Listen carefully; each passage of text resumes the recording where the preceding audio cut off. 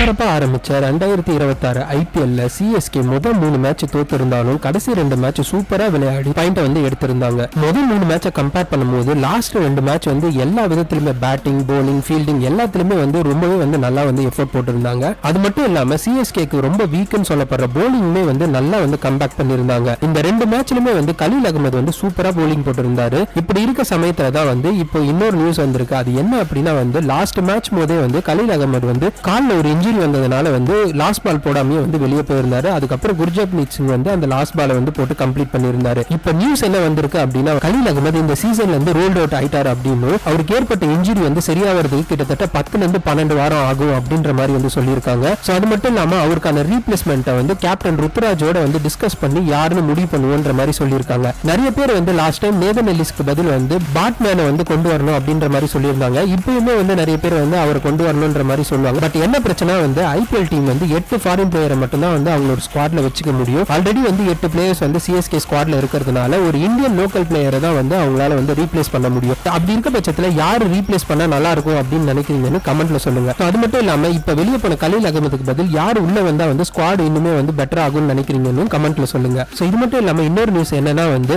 Last time வந்து RCB versus CSK மேட்ச்ல ஒரு கான்ட்ரோவர்சி வந்திருக்கு. அதனால வந்து சிஎஸ்கே வந்து ஆர்சிபி மேல வந்து ஒரு கம்ப்ளைண்ட் வந்து பிசிசிஐல கொடுத்திருக்காங்க அப்படின்ற மாதிரி சொல்லியிருந்தாங்க.